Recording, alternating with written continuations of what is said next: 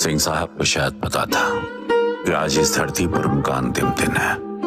शायद आज के बाद वो अपने स्वजनों, बच्चों, नाती पोतों, भाई भतीजों से दोबारा न मिल पाए। इस मोह बंधन की अनुभूति से उनकी आंखें बार बार भीग रही थी। बच्चों के सामने बच्चों की तरह वो भी रो रहे थे। उन्हें रोता देख घर के सभी लोग रो पड़े। सिंह साहब मुंबई उस दिन जाना नहीं चाह रहे थे, क्योंकि जाना जरूरी था, जिम्मेदारियां बहुत बड़ी हैं। अंततः वो घर से सबसे विदा लेते हुए गोरखपुर एयरपोर्ट के लिए निकल पड़े।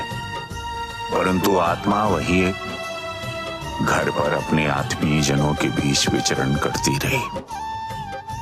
शरीर तो गोरखपुर एयरपोर्ट पहुंच गया, लेकिन आत्मा भरोली में ही अपने परिवारजनों के बीच रह गई। सिंह साहब ने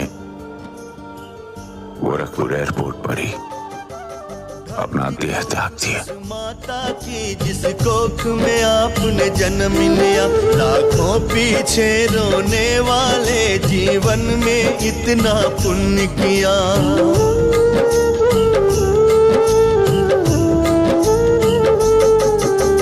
धन्य कोख उस माता की जिस कोख में आपने जन्म लिया, लाखों पीछे रोने वाले जीवन में इतना पुण्य किया। यूं ही भेजते रहना, यूं ही भेजते रहना धरती पे प्रभु इंसान। पुण्य आत्मा को खुश रखना है मेरे भगवान। पुण्य आत्मा को खुश रखना है मेरे भगवान। इतिहास बदलने वाले,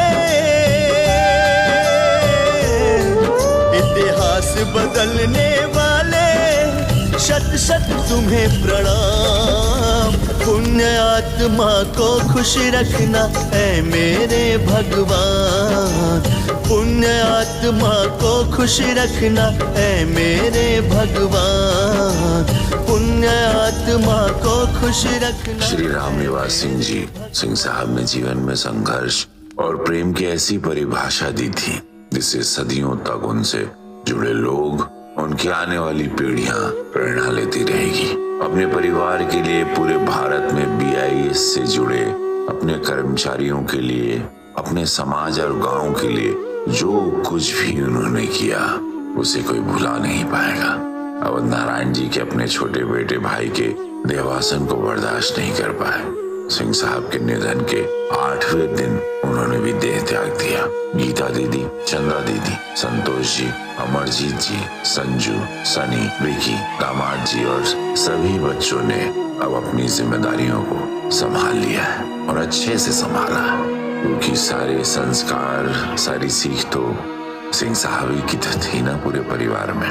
सिंह साहब ने अपने गांव में लगभग वो सारी सुविधाएं उपलब्ध करवा दी, इसका वादा अपने पूज्य बाबूजी को करके वो मुंबई आए थे। सिंह साहब बस हॉस्पिटल को पूरा होता नहीं देख पाए। हाल ही में उनके इस सपने को भी पूरा किया गया और इस हॉस्पिटल का उद्घाटन और कोई नहीं, पूरे भारत में जिनका आज डंका बज रहा है उनकी कार्यशैली का, ऐसे पूज्य योगी आदित्यनाथ महाराज जी के हाथों में से संपन्न हुआ। सिंह साहब जैसे महान पुण्य आत्मा को और समाज के असली हीरो को मैं रवि किशन शुक्ल